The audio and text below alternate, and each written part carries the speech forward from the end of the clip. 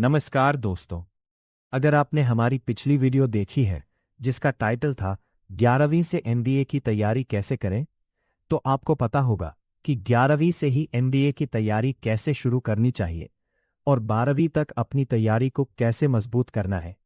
लेकिन अब सवाल आता है, जब एनडीए की तैयारी कर ली तो आखिर एनडीए का रिटन एग्जाम होता कैसा है, कितने पेपर होते हैं, कितने नंबर के होते हैं, कितना समय मिलता है और परीक्षा पास करने के बाद आगे क्या होता है। तो दोस्तों, आज से शुरू करते हैं एनडीए रिटन एग्जाम से सिलेक्शन तक का पूरा सफर। और इस वीडियो सीरीज के पार्ट 1 में हम सबसे पहले समझेंगे कि एनडीए की रिटन एग्जाम का पूरा पैटर्न क्या है।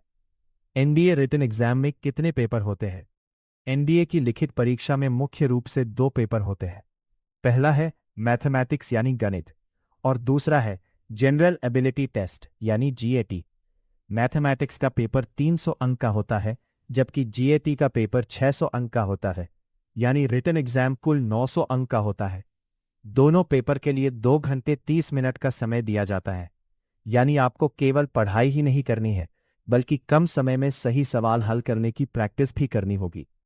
पेपर किस तरह का होता है।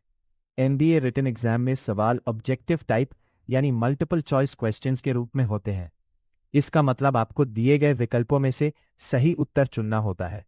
इसलिए एनडीए की तैयारी करते समय सिर्फ चैप्टर पढ़ लेना काफी नहीं है। आपको लगातार एमसीक्यू प्रैक्टिस, टाइम मैनेजमेंट और रिवीजन पर भी ध्यान देना होगा। और एक जरूरी बात, परीक्षा में कैलकुलेटर का इस्तेमाल करने की अनुमति नहीं होती। इसलिए 11वीं से ही कैलकुलेशन को तेज और सही करने की आदत डालना बहुत फायदेमंद रहेगा। अब सबसे बड़ा सवाल, क्या क्या पढ़ना होगा। दोस्तों, एनडीए रिटन एग्जाम को समझने का सबसे आसान तरीका है इसे 2 हिस्सों में देखना। पहला मैथमेटिक्स और दूसरा जीएटी। मैथमेटिक्स में गणित से जुड़े अलग अलग टॉपिक से प्रश्न पूछे जाते हैं, वहीं जीएटी में मुख्य रूप से इंग्लिश और जनरल नॉलेज से जुड़े विषयों को शामिल किया जाता है। जनरल नॉलेज के हिस्से में physics, chemistry, general science, history, geography और करंट इवेंट्स जैसे विषय महत्वपूर्ण होते हैं। इसलिए अगर आप अभी 11वीं या 12वीं में हैं तो एनडीए की तैयारी को सिर्फ एक सब्जेक्ट तक सीमित मत रखिए। सार, एक बहुत जरूरी बात, अगर आपका लक्ष्य एनडीए है तो आपको शुरुआत से ही अपनी तैयारी को 3 चीजों के आसपास रखना चाहिए।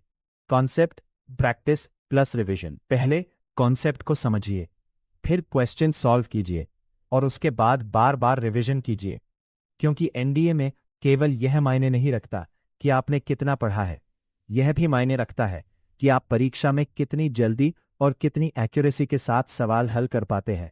अगले पार्ट में क्या जानेंगे। तो दोस्तों, अब आपको एनडीए रिटन एग्जाम का पूरा बेसिक पैटर्न समझ आ गया होगा, लेकिन असली सवाल अभी बाकी है।